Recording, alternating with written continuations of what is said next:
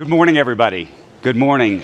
It is a privilege to be here to talk about AI, the future of it, where we are, the challenges of it, safety, and so much more.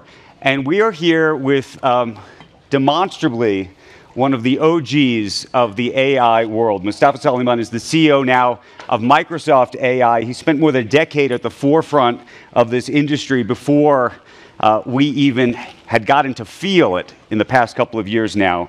He co-founded DeepMind back in 2010. That was later acquired by Google. In 2022, he co-founded a company called Inflection.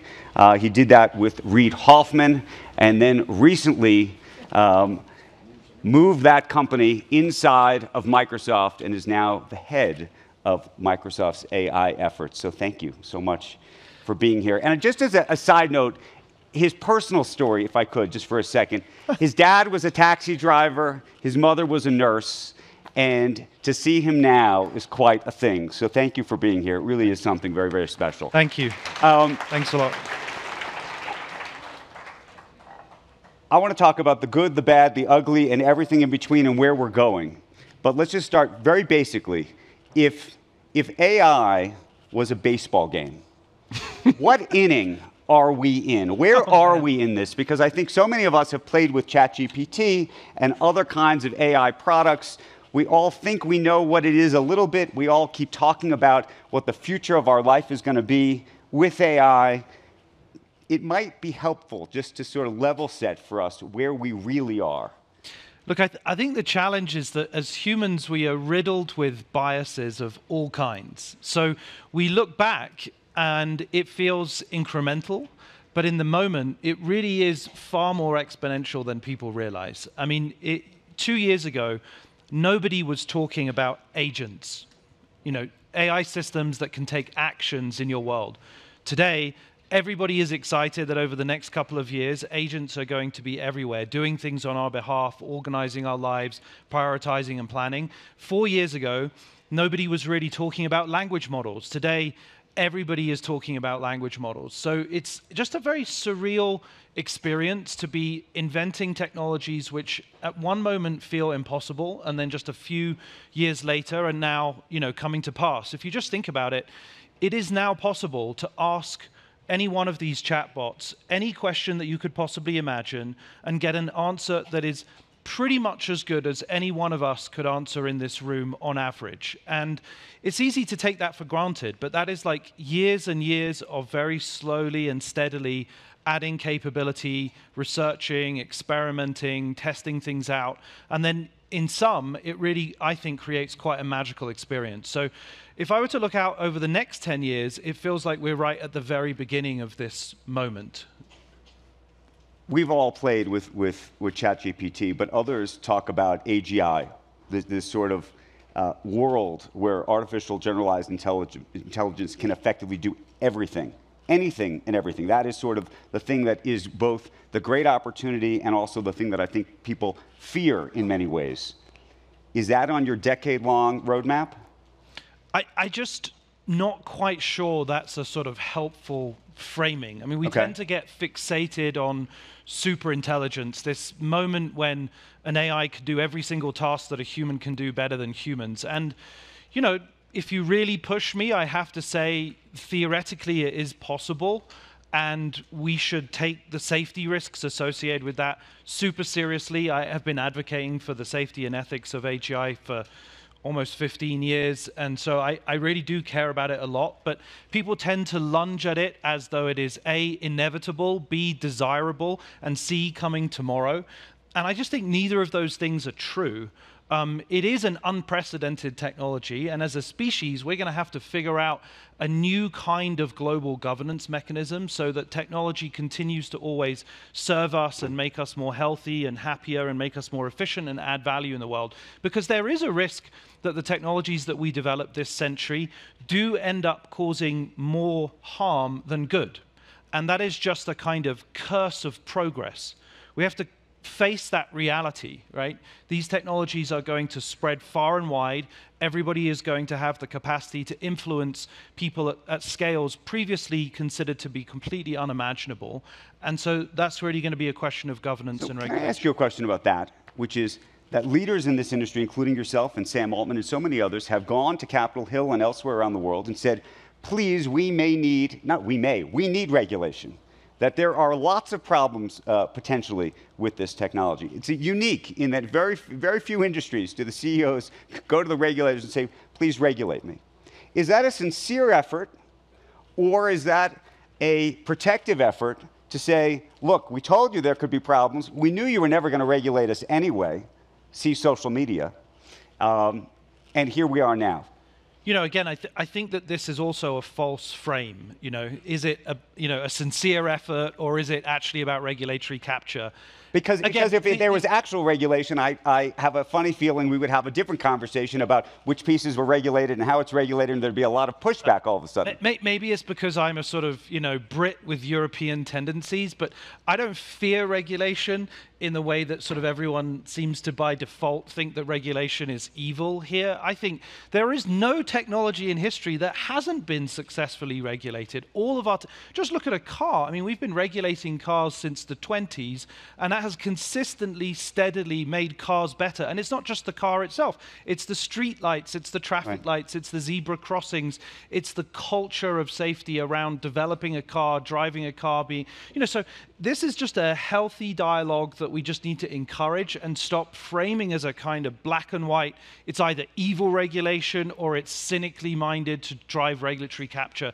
I think it's a great thing that technologists and entrepreneurs and CEOs of companies like myself and Sam, who I love dearly and think is awesome, he is not cynical, he is sincere, he believes it genuinely, so do the rest of them. And I think that's just great. We should embrace that. And of course, there will be downsides to it, right? So I'm not denying that, poor regulation can slow us down, make us less competitive, create challenges with our international adversaries, and it certainly shouldn't slow down the open source community or the startups. Let me ask you a more complicated question.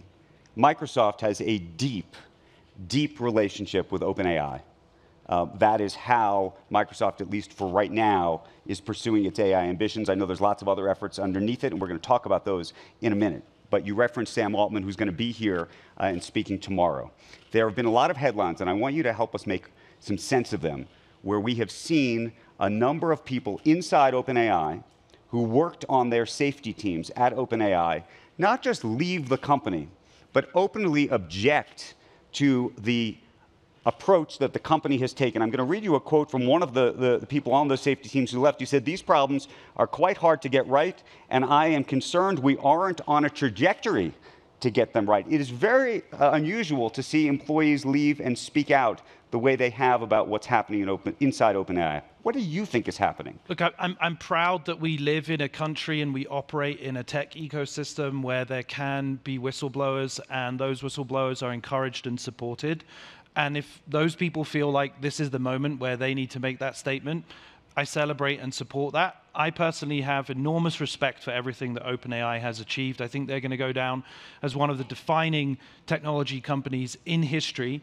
And I genuinely think that they're grappling in a sincere way with the challenge of pushing forward with the technology as fast as possible, but also putting safety on the table front and center. I mean, they've been leading the safety research agenda. Let's just be clear about that. Publishing papers, committing to academic archives, attending the conferences, raising awareness of these issues, open sourcing safety tooling and infrastructure. So take us, though, inside the room, though. When people are having this debate, to the extent we're seeing it play out, what is the debate over? Is it about resources, how much money is being devoted towards the safety issue? It's about the psychology and philosophy about how quickly to move forward?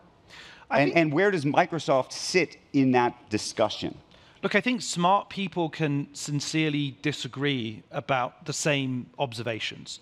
So some individuals look at the exponential trajectory that we're on, and they will argue that for the last 6 years, we have seen an order of magnitude more compute and more data applied to the same method, so 10 times more compute and 10 times more data applied every single year, in fact, for the last decade. And each time you add 10x more, you deliver very measurable improvements in capabilities. The models produce fewer hallucinations. They can absorb more information, more factual information. They can integrate real-time information, and they're more open to stylistic control. So you can tune their behavior, both from a product perspective and from a sort of the personality of the model.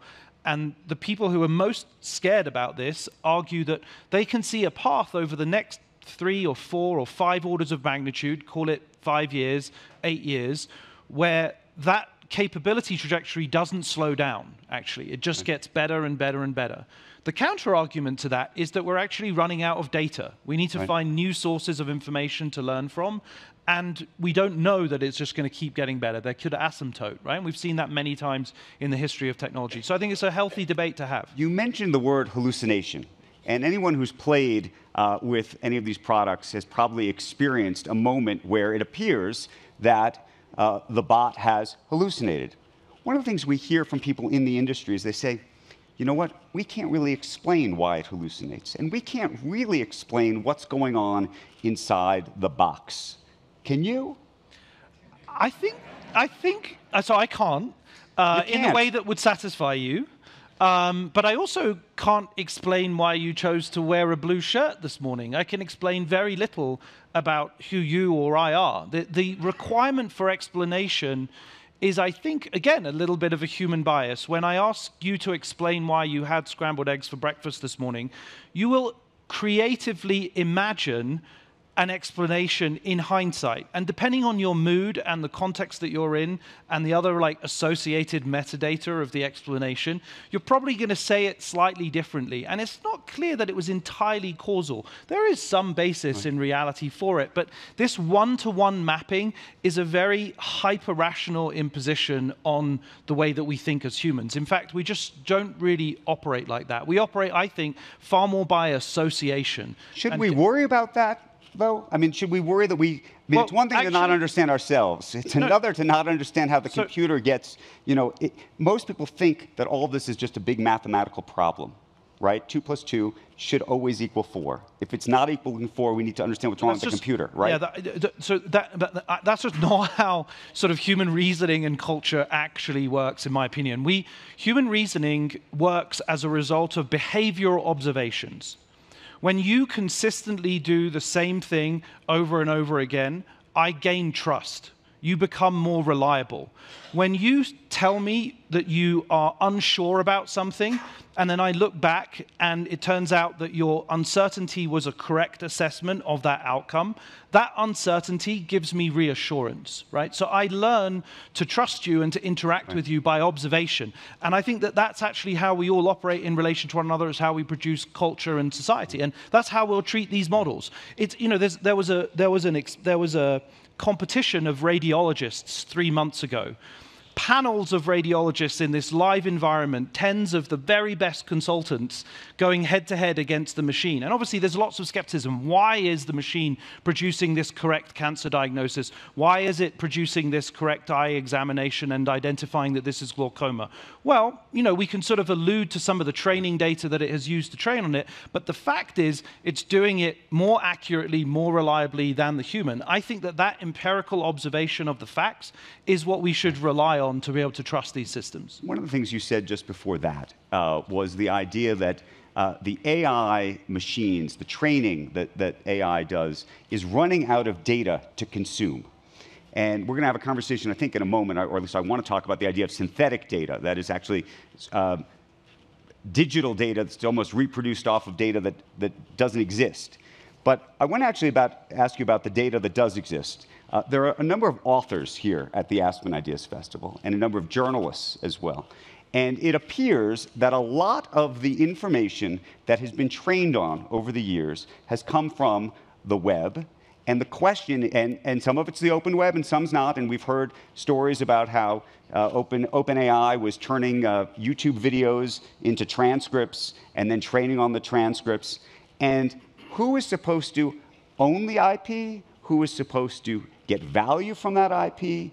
And whether, to put it in a very blunt terms, whether the AI companies have effectively stolen the world's IP. Yeah, I think, look, it's a very fair argument. I think that with respect to content that is already on the open web, the social contract of that content since the 90s has been that it is fair use. Anyone can copy it, recreate with it, reproduce with it.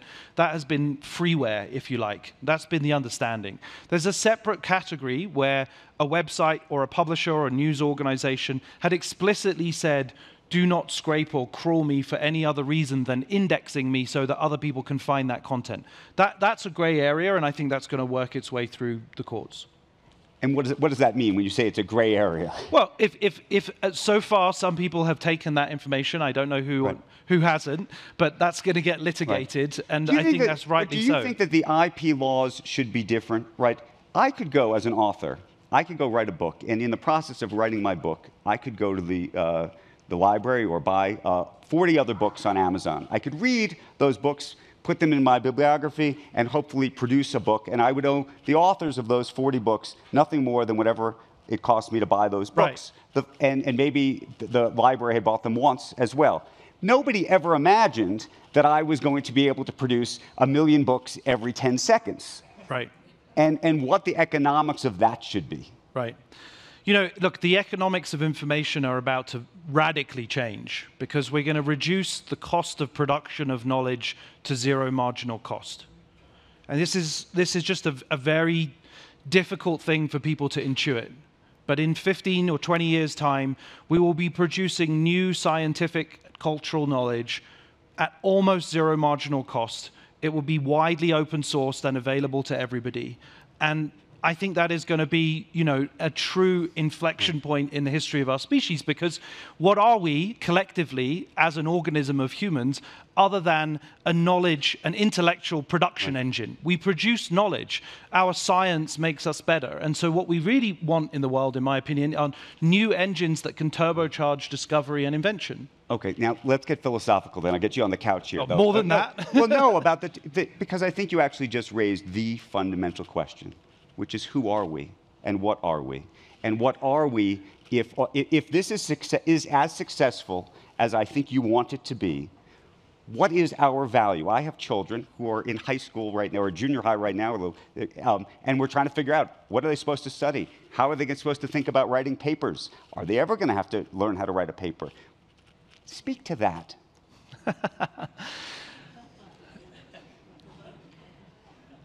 Look, I think when people ask me what should my kids study, I say spend more time digitally learning from everybody else as fast as possible, because the traditional method, sort of textbook-based learning, is still going to be valuable, and it is obviously going to be really important that you can deeply pay attention and, you know, read for 2 hours and then write an essay for 2 hours. Of course, that's valuable. But I think that generalists who can speak multiple social languages, who can adapt very quickly, that agility is going to be one of the most valuable skills, and open-mindedness and not being judgmental or fearful of what's coming and embracing the technology. By the way, your kids? No. Not yet? Not yet. Okay. Here's my question for you. For the parents in the room, and because you're saying we should embrace this stuff, one of the things that I worry about is, and I wonder whether you think there should be policies, whether either Microsoft should implement it or Apple. Apple, by the way, just put Apple Intelligence into their phones, the new phones, on notes or pages. It'll write the paper for you. And these kids are going to go to school and they're going to have to write the paper. Are they really going to write the paper? Are they not going to write the paper? What kinds of tools or restrictions or other things do you think should be put in place for students, let alone adults? Yeah. Look, I think we have to be slightly careful about fearing the downside of every tool. You know, just as when calculators came in, there was a kind of this gut reaction that, oh no, everyone's going to be able to sort of solve all the equations instantly and it's going to make us dumber because we won't be able to do mental arithmetic. You know, partly that's true. You know, I've got worse at remembering telephone numbers since I've had my phone, right? When I was young, I remembered probably 40 or 50 numbers.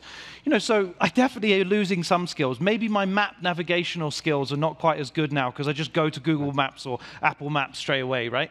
So there are going to be some shifts that we have to make, but net, I believe that if we really embrace this technology and respond with the governance in an agile way, it's super important. It's clear that some of our kids were getting phone addiction. It's clear that they were spending far too much time in social media, that it was making them feel anxious and frustrated. And frankly, it was probably obvious to those of us in technology sooner than we made a big fuss about it, right? So what we have to do is make sure that we're reacting with our interventions and our governance as fast as we're creating the technology. Okay, let me ask you a different question. There are a number of entrepreneurs in this room, some in the digital space, some who are trying to get into AI, and others who are thinking about it.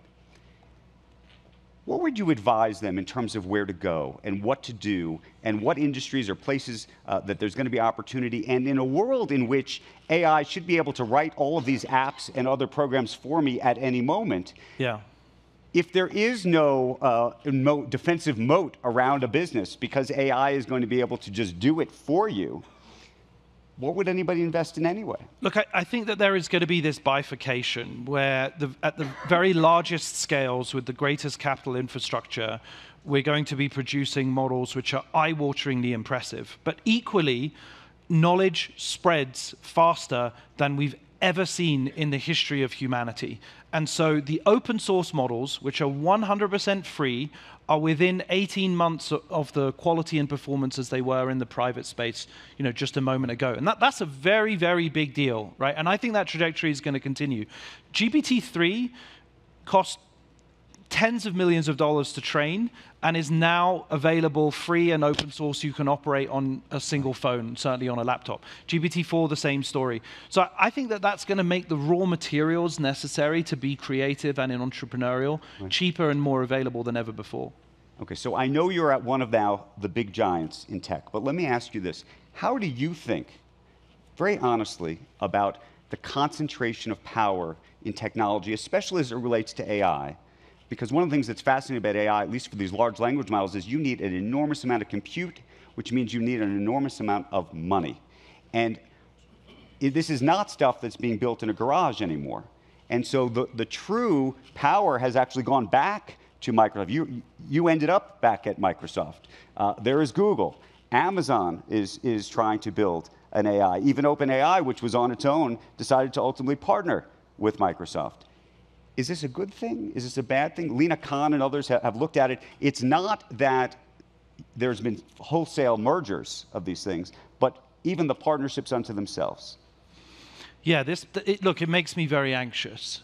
The reality is everywhere you look, we see rapid concentrations, whether it's in news media and the power of the New York Times, the Financial Times, the Economist, the great news organizations, or whether it's in cities, the concentration of power around a few big metropolitan elite cities, or whether it's in technology companies. And the practical fact is that over time, power compounds. Power has a tendency to attract more power because it can generate the intellectual resources and the financial resources to be successful and outcompete in open markets. So while on the one hand, it feels like an incredibly competitive situation between Microsoft, Meta, Google, and so on, it clearly is also true that we're able to make investments that are just unprecedented in corporate history. Can you speak to what I imagine is a friendly, or it could turn into a frenemy situation with OpenAI, which is you have this partnership now, but you guys are developing your own tech as well, your own AI, and in fact, they helped you get to the lead. I want to read you something. This is Semaphore. I thought it was actually a fascinating analogy. Do you know this? Of course. Okay. With the Tour de France coming up, here's a bike analogy that I think everyone will understand. OpenAI and Microsoft are in a two-person breakaway, far ahead from the peloton. By working together now, they might be able to keep the lead. If either goes solo, they may fall both behind. Both companies have to think about their finish line strategy when they will have to ditch the other. You're on the bike. Again, I don't buy the metaphor that there is a finish line. This is another false frame. It's actually very much also true in the context of our race with China. We're going head to head. It's zero sum. There will be a finish line, and when we cross it, we will have an AGI, and if we get it 3 years before them, we'll be able to disempower them. This is just, stop it. We have to stop framing everything as an adversarial race. Like, it is true that we have ferocious competition with them. They are an independent company. We don't own or control them. We don't even have any board members. You know, so they do entirely their own thing. But we have a deep partnership. I'm very good friends with Sam, have huge respect and, you know, trust and faith in what they've done. And that's how it's going to roll for many, many years to come. You mentioned China. Speak to where you think, I know you don't like the frame, but I think people want to at least understand what's going on, which is to say, where are we relative to where are they? Yeah. If we approach this with a default adversarial mindset, which, with all due respect to my good friends in DC and the military-industrial complex, is the default frame, that it can only be a new Cold War, then that is exactly what it will be, because it will become a self-fulfilling prophecy. They will fear that we're going to be adversarial, so they have to be adversarial. And this is only going to escalate and will end in catastrophe. And so we have to find ways to cooperate, be respectful of them, whilst also acknowledging that we have different set of values. And frankly, when I look out over the next century, I think that peace is going to be a product of us, as in the West, and particularly America leading the tip of the spear there, knowing how to gracefully degrade the empire that we have managed over the previous century. Because this is a rising power of phenomenal force with a different set of values for us. And so we have to find ways to coexist without judgment, without going to war with them unnecessarily, because I think that would be terrible for both of us. You may differ with my next framing, but I'm going to try. Great. There is a debate in the industry, whether you like it or not, about this idea of open source versus closed source AI. One is closed source is a lot of the things that actually OpenAI and you're doing at Microsoft. Open source is available to the public. You can see inside of it. And right now, you would argue that Meta, the owner of Facebook, is the leader there with its Llama product. There are questions about both models. Elon Musk thinks everything should be open source. And I know a whole bunch of people who think that there's a fear that actually if you allow the open source stuff into the wild, that it could be misused, and therefore that's why there are advocates for closed source. Yeah. Okay, so again, obviously I object to the framing. You know, so we at Microsoft, in my 4th week, open sourced the strongest model for its weight class, Phi 3, that is in the world, hands down, still is. You can use it on mobiles and on desktop, the best open source model. So we totally believe in open source as well. Again, it's a misframing, but we also believe in creating very powerful, very large, very expensive models, which we may open source some of over time. So it's not that we're against open source at all. Right. We just, you know, see that you have to have a mixture of approaches. All of these large language models, and I know there's smaller models as well, but the large language models in particular, as I mentioned at the beginning, require a huge amount of computing power. And that also means they require a ton of energy. There are a whole number of conversations happening here at the Aspen Ideas Festival around energy use and climate and the like. And I am curious what you think about, given all of the pledges, frankly, that technology companies made even only 2 and 3 and 4 years ago around climate and getting to zero by 2030 and the like, it appears that on this trajectory, all of those things would go out the window. No. So look, Microsoft's already 100% renewable by the end of this year. By 2030, it will be fully net zero. We're actually, 100% sustainable on our water by the end of next year. So look, we're very committed to keeping up with that. And the good news about new demand is that it comes with a new opportunity to reinforce sustainability, whereas old supply, I think, is much harder to move. So I think that we're actually in a very good place on it. It's true that it's going to put unprecedented burden on the grid, grid, because scale-wise, we're definitely consuming far more energy than the grid has previously managed. But it's, the grid is long overdue a radical uplift, right? These are the kinds of infrastructure investments that we need to be making in our countries in the West for the future of, our societies, spending less on war and more on spending hundreds of billions of dollars up-leveling our grid so that we can manage all of the new spare battery capacity that's going to come from local generation in your homes and small businesses and cars. Do you think, you've spent a lot of time in Washington, do you think the folks in Washington, which I think struggle to even understand social media, understand this, whether it comes to the implications of AI, but also the energy implications and everything else? Yeah, I think to some extent the conversation is shifting now towards the renewable energy question. I think people do realize that we're consuming vast amounts of energy, and, this has to shift. But this isn't going to shift just because Microsoft buy 100% renewable, which of course Google does as well, and the other companies are heading in that direction. So I think it should be celebrated that we're setting a bit of a standard, but it needs national infrastructure to support that transition. How do you think about the competition with others and the idea that it is possible that actually these large language models, and maybe you'll disagree with this framing, could become commoditized? Which is to say, you've got one, Google has one, Apple's now partnering with OpenAI, but they're apparently going to partner with lots of other people. Amazon, which owns a piece of Anthropic, you could argue has one and is building its own. Will everybody have one? And if everybody has one, how valuable is it anyway? Look, as knowledge proliferates, everything essentially becomes commoditized. App development used to be a super unique, highly skilled set of things that only a tiny group of people. Now everyone can spin up an app instantly. Web development, do you remember when that was like a real thing? Now you can just sort of plug and play and drag buttons around, and you need no technical skills whatsoever other than being able to point a mouse to build a pretty decent website. So over time, as the knowledge and capability proliferates, it does become commoditized. How do you think about AI and how fully integrated, and this goes to a privacy question, also goes to, by the way, an antitrust question, should get integrated into everything?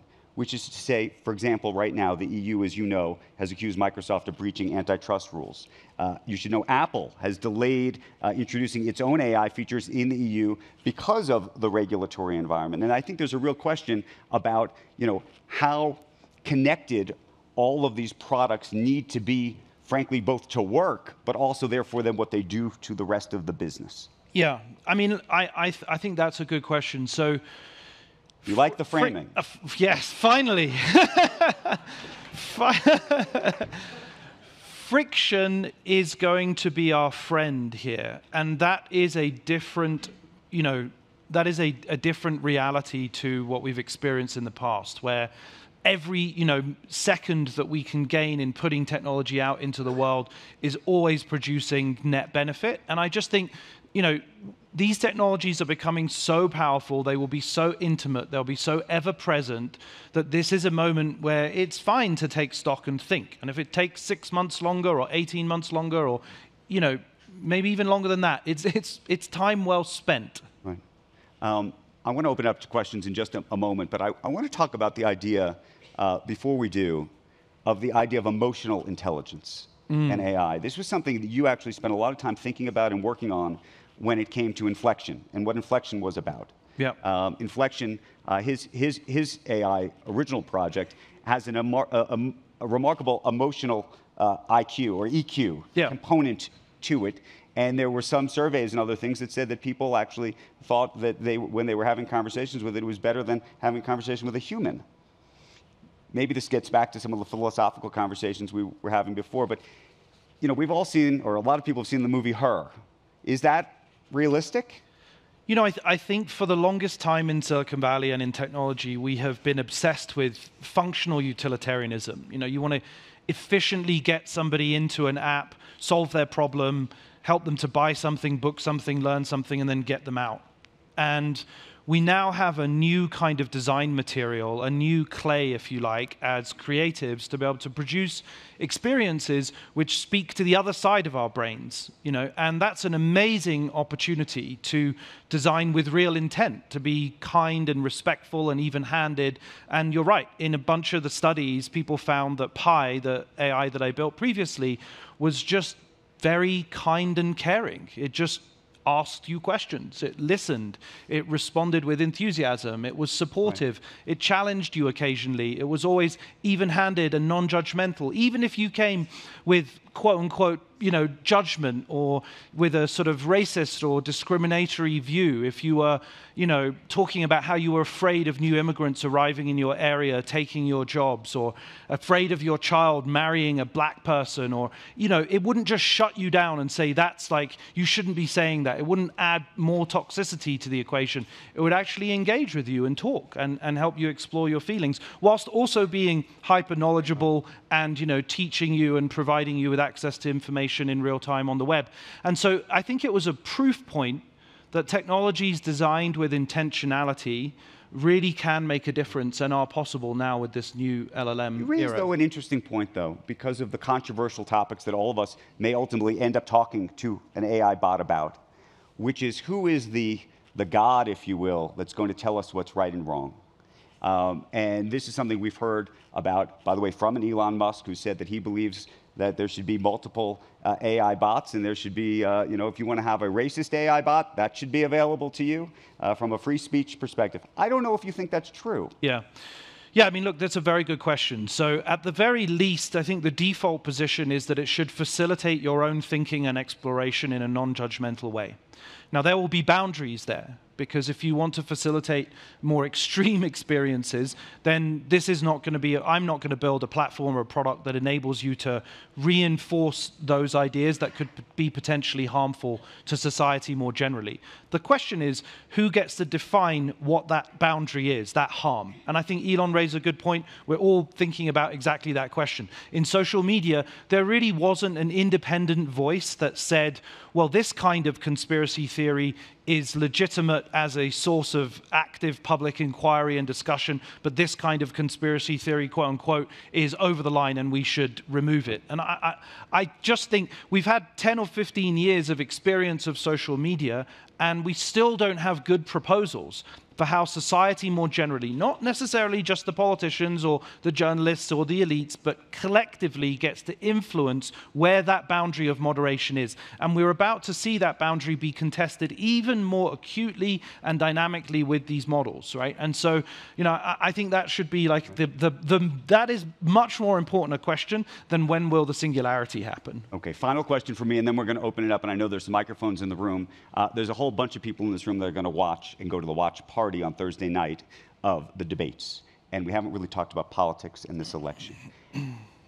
Just play it out for us. The role of AI in the election of 2024, and then play out the role of AI in the election of 2028. Yeah. So the view that we've taken for Microsoft Copilot so far has been that AIs should not participate in electioneering or campaigning, even if they successfully provide factual information.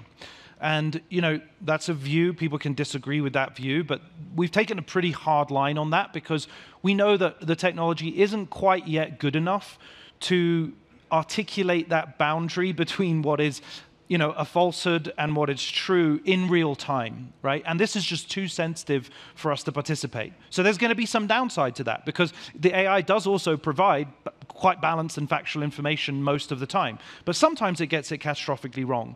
So I've always been advocating that AI should not be able to participate in elections, and democracy is sacrosanct. For all of its faults and strengths, it is something that humans participate in that AI shouldn't. In 2030 or 2035, we're going to have to face the reality that some people feel so attached to their personal AIs that they will advocate for personhood, just as there are some people who advocate for personhood for their animals, for example, in kind of more extreme animal rights cases. And again, this this is a personal view, but this is something that we all have to debate, that I think we should take a hard line on that. Right? For warts and all, democracy is for humans, and other forms of being shouldn't really be able to participate. Okay, Tina, we have a panel in 2035 now about humanhood for the bots. We've got a whole bunch of hands, and we've got not a lot of time, so we're going to try to go as fast as we can.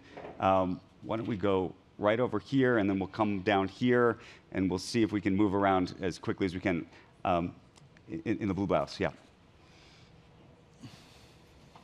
Thank you both for being here today. Very intelligent conversations here.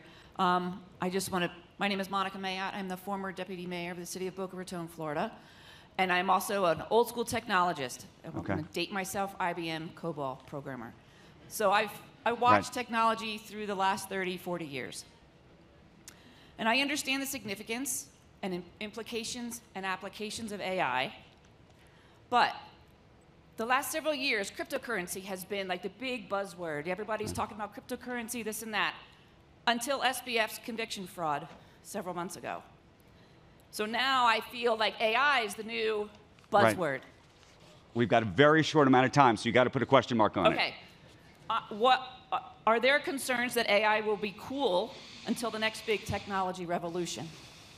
No, I don't think so. I've heard the comparisons, and I think that, cryptocurrency, in my opinion, just didn't really deliver value even in the moment, and I think that the value that these models already deliver is kind of objectively clear. Can we get a microphone right down here? If you'd like. They won't be able but to. We're going to do every question's 20 seconds or less, right. Literally, because I know we got a lot of hands and very little time. I'm Linda Resnick. We educate 5,000 underserved children, and I'm grappling. We forced STEM upon them for the last 10 years, and now I'm beginning to think that we have to teach more about the humanities. And I just wondered how you felt about that, because that way they can make a choice and understand if we look at the great scholars of our history, like the Aspen Institute teaches us. Great question. I'm with you on that. How you felt about that? I'm very much with you on that. I think actually, if you look back in history, the greatest scholars have always been our multidisciplinary scholars. And in the past, there really wasn't this acute distinction between STEM and humanities. Again, it's quite a simplistic adversarial opposition. I'm a great believer in both. And, I think that multidisciplinary skills are going to be the essence of the future. Okay, we're going to... Miriam Sapiro, CSIS, non-resident senior advisor. I wanted to ask you a little more specifically about misinformation and disinformation and what you think should be done to address those concerns. Yeah, I think on the disinformation front, there are clearly bad actors who, for many, many years, have been actively trying to pollute the information ecosystem. And I think that, our big tech platforms could do a more aggressive job of weeding those out. At the same time, we're trying to tread this line for not sort of damaging, the free speech that we all value, right? So, this is going to be a constant whack-a-mole game, especially as the cost of production of that disinformation goes down and the ease with which less capable actors are going to be able to produce vast amounts of that content. At the same time, have faith in humanity. We're incredibly resilient and adaptive. And as we saw in the Indian election with the spread of disinformation and deepfakes, people adapt real quick and they can tell the difference and they're skeptical. And that if it makes us all more inquisitive and questioning and engaged in the process, I think that's a good thing. We've got a question over here. Thank you again. Going back to China, clearly national security is driving our policy on technology, and clearly we're at a point of potentially no return. Would that result into development of two different technology standards? Where are we there, in your opinion? No, I think for all my talk about cooperation, I'm also very pragmatic about the balkanization, which is already taking place. The fact that, our export controls now have essentially forced China to develop their own chip, which they weren't necessarily on a path to do. And, again, smart people can disagree about the same facts. We took the view, DC took the view that, we have to separate. And that's the path that we're now on, and they're building their own technology ecosystem, and they're spreading that around the world. We should really pay close attention, much as we're obsessed over the question of the Middle East, and it's an important question, but let's not neglect the fact that, digitization is a new kind of, sort of shaping of values in Africa, and the provision of satellite communications and operating systems are really going to shape the next few decades in a much more profound way than boots on the ground. Okay, let's get a microphone. In the cheap seats, there are the important seats all the way in the back. I think I see a hand in the absolute back row, and just for sitting in the back row, we're going to give you a question. but please make it quick, because we've only got about literally a minute.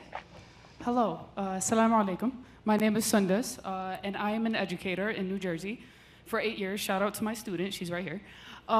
So I've been arguing a lot with a lot older teachers for using AI, because I'm a huge advocate for it. What would you say to those specific teachers, and how do you think teachers can actually utilize AI? I know you spoke briefly about students, but I want to know the educators' perspective.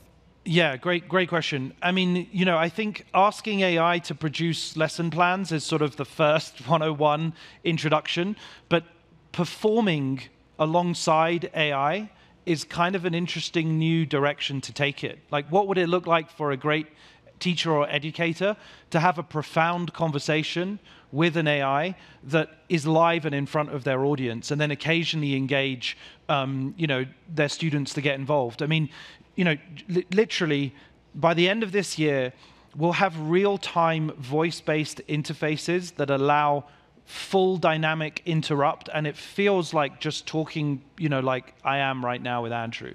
It's just a completely different experience, and I think that, like, leaning into that, showing the beauty of that, and being creative with it is really the future. Folks, I need to both thank you and also apologize, because we are out of time. I want to thank you for your fabulous questions, but please join me in thanking this gentleman for a fabulous conversation. Well done, man. I am genuinely very grateful. Thank you. Thank you, everybody. Thanks for watching. Stay updated about breaking news and top stories on the NBC News app, or follow us on social media.